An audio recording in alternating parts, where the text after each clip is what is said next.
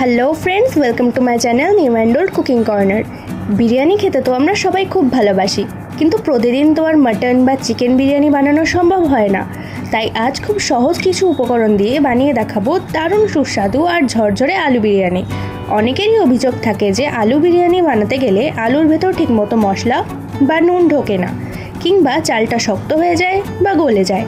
আজকের ভিডিওতে আমি একদম সহজ কিছু টিপস শেয়ার করব, যাতে আলু বিরিয়ানি হয় একদম পারফেক্ট, সুবাসিত আর তুলতুলে নরম। সম্পূর্ণ ভিডিওটি স্কিপ না করে দেখতে থাকুন, আশা করি আপনাদের ভালো লাগবে। চলুন রান্নাটা এবার শুরু করা যাক। প্রথমেই আমি পরিমাণ মতো চাল নিয়ে সেটাকে প্রথমে ভালো করে ধুয়ে তাতে জল দিয়ে আধ ঘন্টা রেখে দেব।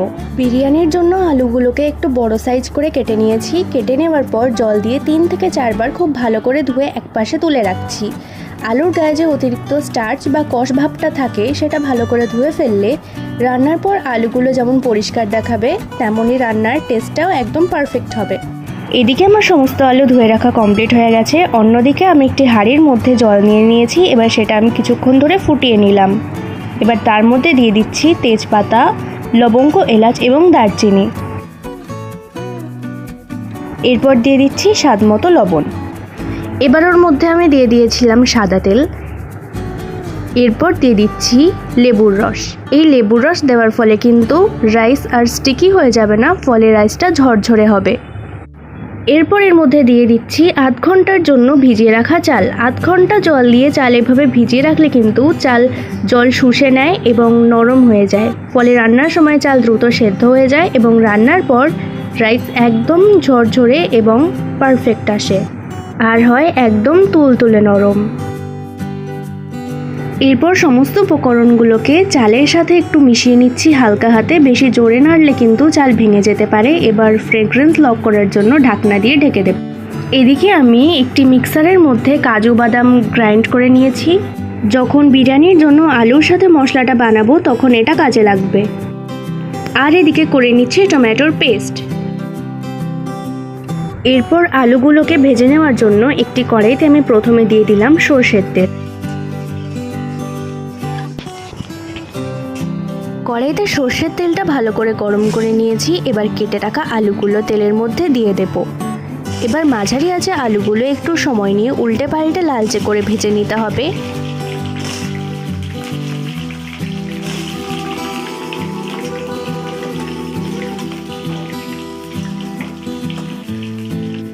সাথে দিয়ে দিচ্ছি পরিমাণ মতো নুন আর সামান্য হলুদ গুঁড়ো।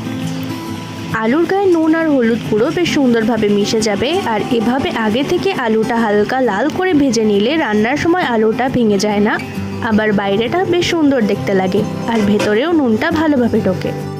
এদিকে চালটা কতটা সেদ্ধ হয়েছে সেদিকে লক্ষ্য রাখতে হবে। আমরা কিন্তু 75% সেদ্ধ করে নেব।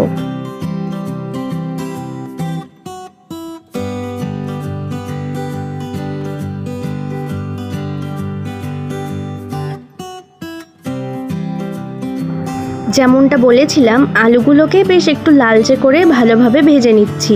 এবার ভাজা হয়ে গেলে আলুগুলোকে তুলে নিতে হবে।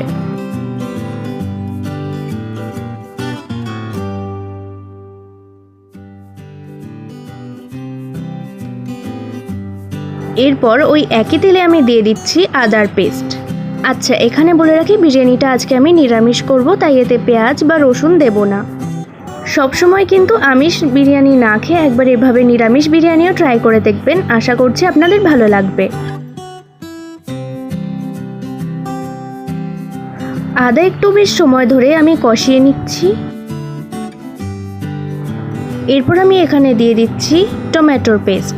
মশলাটা কম আঁচে ধীরে ধীরে কষতে থাকুক। আর এই কষানোর মাঝে একটা ছোট্ট কথা বলে রাখি, আমি কিন্তু আমার প্রতিটা রেসিপির মাঝেই এরকম রান্নার ছোট ছোট আর কাজের কিছু টিপস শেয়ার করে থাকি, যা আপনার রোজকার রান্নাকে আরও সহজ আর পারফেক্ট করে দেবে।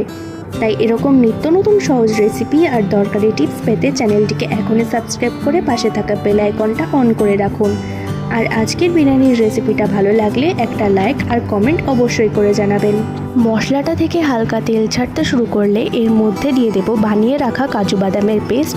এই কাজু বাদাম বাটা দিলে কিন্তু গ্রেভির টেক্সচারটা বেশ রিচ আর ক্রিমি হয়, আর বিরিয়ানির স্বাদেও একটা দারুণ রাজকীয় ব্যাপার আসে। এবার কম আঁচে মশলার সাথে কাজু বাটাটা আরও মিনিট 2 ভালো করে কষিয়ে নেব, যাতে তলা থেকে ধরে না যায়। কাজু বাদাম বাটা কড়াইতে দেওয়ার পর খুব তাড়াতাড়ি তলায় লেগে যাওয়ায় বা পুড়ে যাওয়ার সম্ভাবনা থাকে, তাই আঁচ কম রেখে কষানোর কথা উল্লেখ করা হয়েছে। এরপর দিচ্ছি জিরে গুঁড়ো, ধনে গুঁড়ো, লঙ্কার গুঁড়ো। এবার এটাকেও ভালোভাবে কষিয়ে নিতে হবে। এর মধ্যে আমি দিয়ে দিয়েছিলাম অল্প একটু জল, যাতে গ্রেভির টেক্সচারটা ভালো আসে। আর দিয়ে দিচ্ছি অল্প করে হলুদ গুঁড়ো আর স্বাদ মতো লবণ।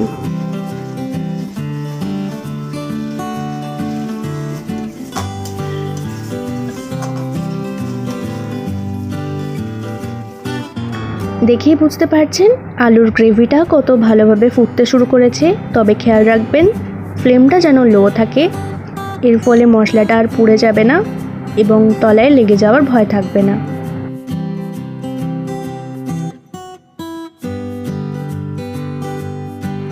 এরপর দিয়ে দিচ্ছি টক দই।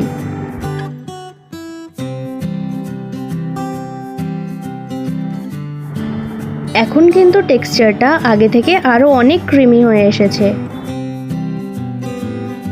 এরপর এটা ফুটতে শুরু করলেই দিয়ে দিচ্ছি আগে থেকে ভেজে রাখা আলু।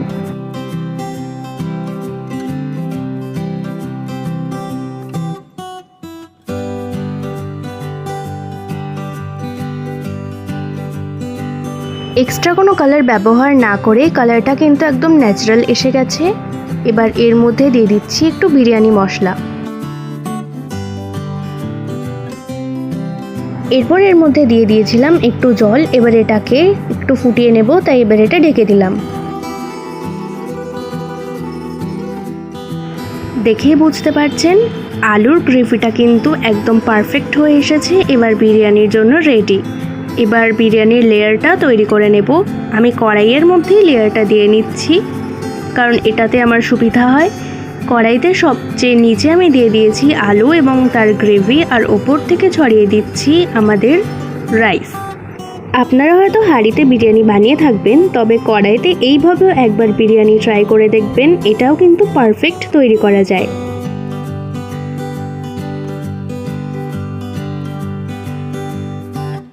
এরপর উপর থেকে ছড়িয়ে দিলাম বিরিয়ানি মশলা। দিয়ে দিচ্ছি একে একে গোলাপ জল এবং কেওড়া জল। এরপর উপর থেকে একটু ঘি স্প্রেড করে দিলাম, এর ফলে কিন্তু ফ্রেগ্রেন্স এবং ফ্লেভার দুটোই ভালো আসবে। আর দিয়ে দিচ্ছি একটু গুঁড়ো দুধ। একইভাবে সেকেন্ড লেয়ারও তৈরি করে নেব, তাই আগে যা যা দিয়েছিলাম সেগুলোই দিয়ে নিচ্ছি।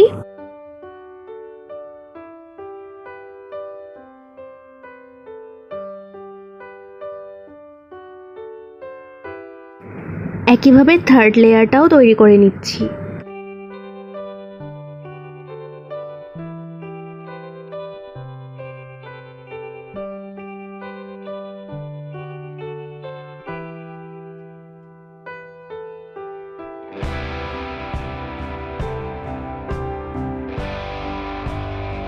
এরপর আমি একটি চাটু গরম হওয়ার জন্য রেখে দিয়েছি। এবার কড়াইটাকে সিল করে নিচ্ছি। আমি এখানে কোনো আটা ব্যবহার করিনি, আমি এভাবেই এটাকে স্টিমে করে নেব প্রায় 20 মিনিট। এভাবে রেখে লো ফ্লেমে করলেই বিরিয়ানি একদম পারফেক্ট রেডি হয়ে যাবে।